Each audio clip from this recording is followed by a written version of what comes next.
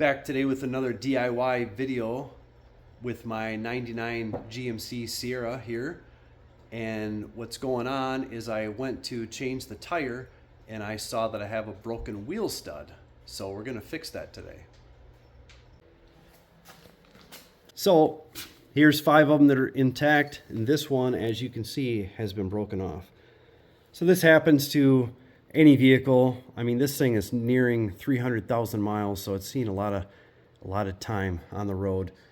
And these things get weak like everything, and they break off occasionally. You can drive it with one like this for a while. If you get a second one, then you're really in trouble. Things start wobbling and the wheel might fall off and everything else. But you want to get this done as quickly as possible. Even having one is a bad deal. You want to fix that ASAP. So we're going to do that today. We're going to start off by taking the wheel off.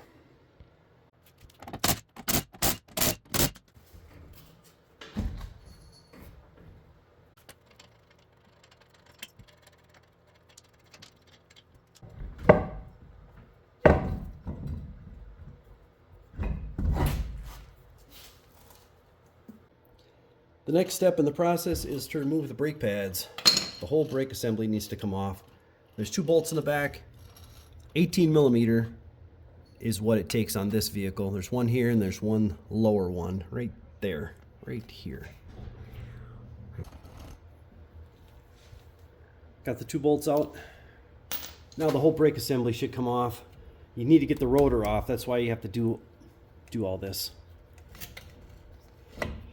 Just rock back and forth and just pull it off.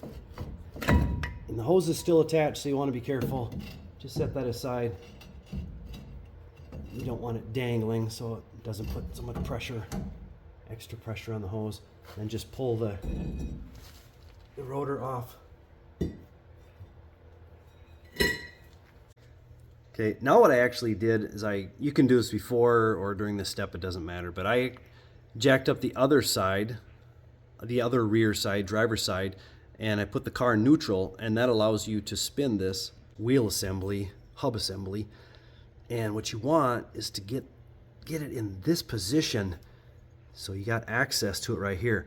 Now mine's all rusted out and I don't have my dust cover, but there used to be a cover here, a little plate. You can see it's just gone. But if there is one, you can remove that, or a easier way is to slice it and take a section out, and that allows you perfect access, direct access to this bolt here.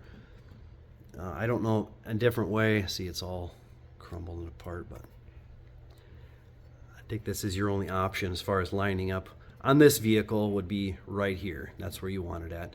So you can't move it unless the truck is in neutral. Now we're going to grab a sledge, heavy hammer, small hammer, but this is a 3-pound hammer, and pound that stud through. Pound her through the backside.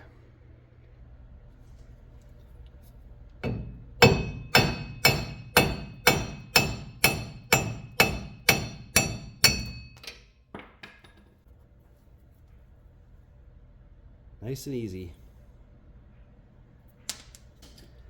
Obviously I didn't have to move the wheel to do that part, but the next part you do have to move it, and that's to put the new one in.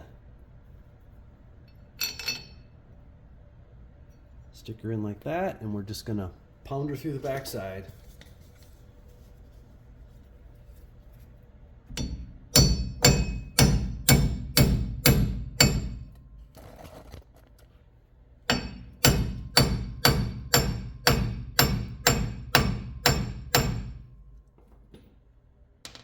So when you get to the point where it won't take it in anymore, you got a little bit of gap here. That's where it kind of gets definitely wider. You can take some, if you have a chunk of scrap metal around that fits over this, a sleeve or something, or a bunch of washers like I got, go ahead and throw them on, and then use a lug nut that you just took off. And if you got a wrench, that's fine, but the impact drill is going to be your best friend here. This is what you want to do. And you can watch as this gap disappears.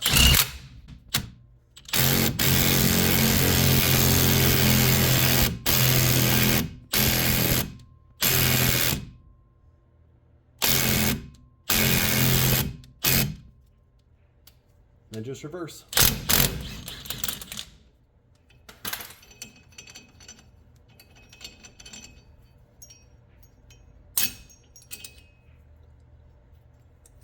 I was starting to wonder there.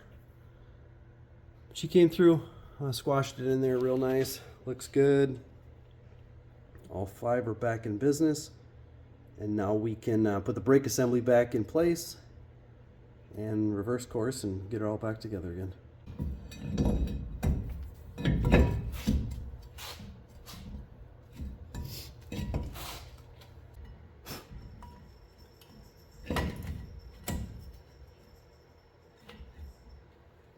There, I got the brake assembly all put back together, reattached.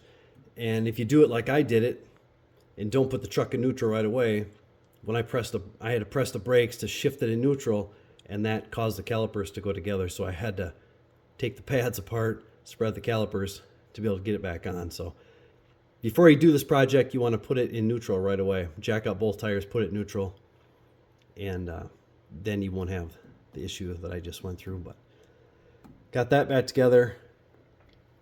Rotor's back on. Now we can put the wheel back on.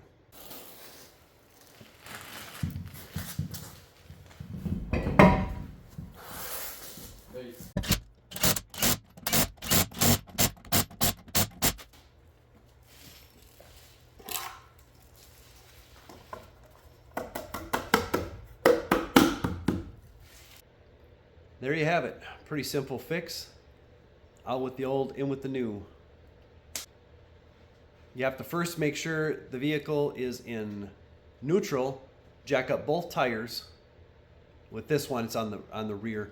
Jack up both tires, remove the wheel, remove the brake assembly and the rotor. Then you can spin the wheel, the hub assembly, get it to where it needs to be. If you need to cut some, you got to cut that dust plate out of there a little bit. Pound it through the back, and then pound the new one in till you run into the resistance where it's thick like that. Get a little piece of scrap metal, whatever it is, and then screw your bolt in like normal, and then go ahead and screw it all the way in until it flushes out, and then remove that, and then put everything back together again. Simple fix. If you enjoyed the video, give me a thumbs up. Make sure to check back, because I put a lot of these videos on my channel, and I have a lot of videos on there already that you might want to check out. And we'll see you next time. See ya.